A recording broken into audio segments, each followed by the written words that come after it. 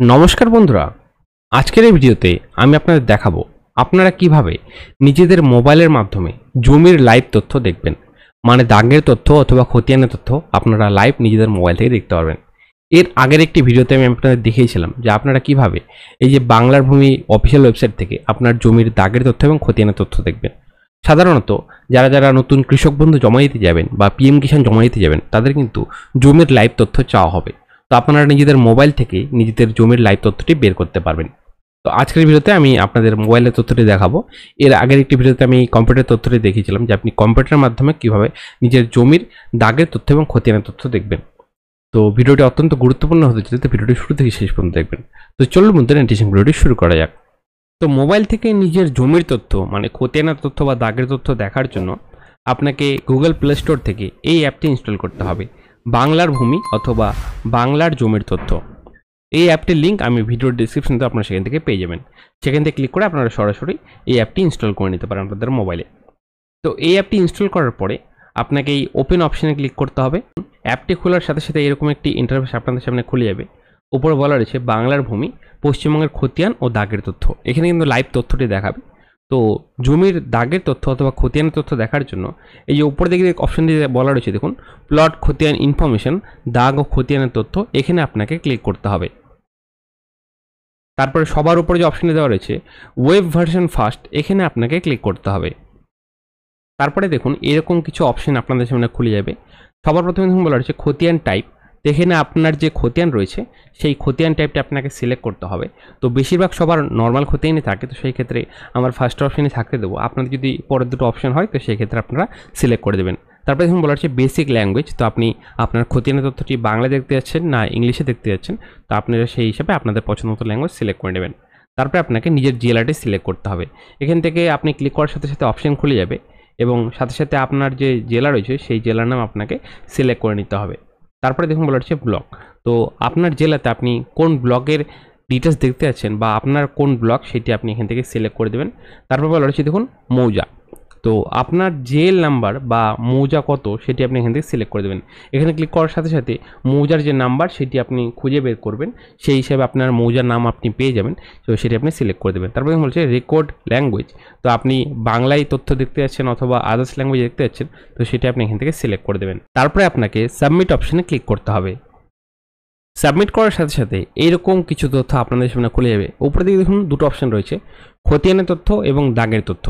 তা আপনারা কোনটি দেখতে যাচ্ছেন? আপনি যদি খতিয়ান তথ্য দেখতে চান তো সেই ক্ষেত্রে আপনারা খতিয়ানের নাম্বারটি এখানে বসিয়ে দেবেন। যদি আপনার খতিয়ান নাম্বার সিঙ্গেল 4টি অক্ষরে থাকে তো সেই ক্ষেত্রে আপনারা প্রথমে লিখবেন, এবং অথবা আপনার যদি অবলিক দিয়ে লেখা থাকে কোনো খতিয়ান নাম্বার তো সেই ক্ষেত্রে প্রথমের অবলিকের নাম্বারটি আপনারা ফার্স্টের দিকে বসাবেন এবং অবলিকের পেছনের নাম্বারটি আপনার দ্বিতীয় ঘরে বসিয়ে দেবেন। তারপরে আপনাকে সার্চ অপশানে ক্লিক করতে হবে।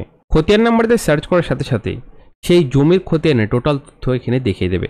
এবং নিচে দেখতে পাচ্ছেন বলা রয়েছে জমির কত পরিমাণ রয়েছে, কার নামে জমি রয়েছে, এবং দলা রয়েছে না বাস্তু রয়েছে না বাগান রয়েছে, সেরকমভাবে শ্রেণী ভাগ করে দেওয়া থাকবে, এখন বলাটা থাকবে।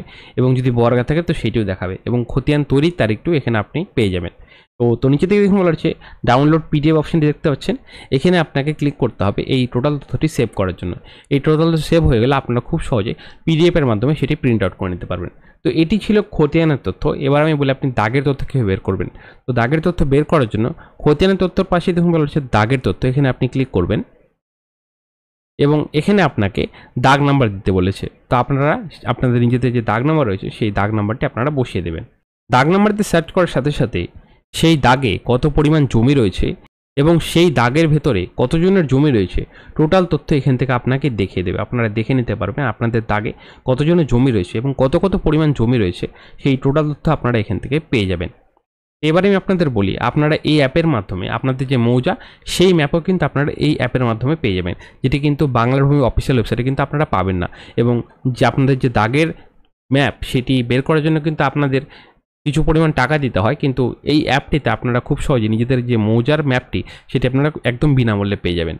এবং এই অ্যাপটিতে আরও আপনারা বিভিন্ন ধরনের অপশন পেয়ে যাচ্ছেন। দেখুন বলা হচ্ছে জমির মার্কেট ভ্যালু এবং অন্যান্য, এবং বিএলআর অফিসে যারা যারা কাজ করে তারা কিন্তু এই অ্যাপের মাধ্যমেই সব তথ্য কিন্তু দেখে। তা আপনারা এখান থেকে আরও যাবতীয় তথ্য দেখে নিতে পারেন। দেখতে পাচ্ছেন প্রচুর অপশন দেওয়া রয়েছে। তবে একটি কথা বলে রাখি যে এই অ্যাপটি কিন্তু একদম ফ্রি অ্যাপ, তো মাঝে মধ্যে কিন্তু আপনাদের অ্যাড দেখাতে পারে। তো সেই ক্ষেত্রে আপনারা কিছুক্ষণ ধৈর্য নিয়ে অ্যাপটি ইউজ করবেন, কারণ অনেক সময় অনেক অ্যাড দেয়, তো সেই ক্ষেত্রে অনেক সময় বিরক্ত হতে পারেন। তবে আপনাদের কাজ করতে গেলে বা আপনার জমি তথ্য দেখতে গেলে একটু অ্যাড তো আপনাকে সহ্য করতেই হবে। তো নিচে থেকে চলে আসবেন আপনার মৌজার যে ম্যাপ সেটি দেখার জন্য।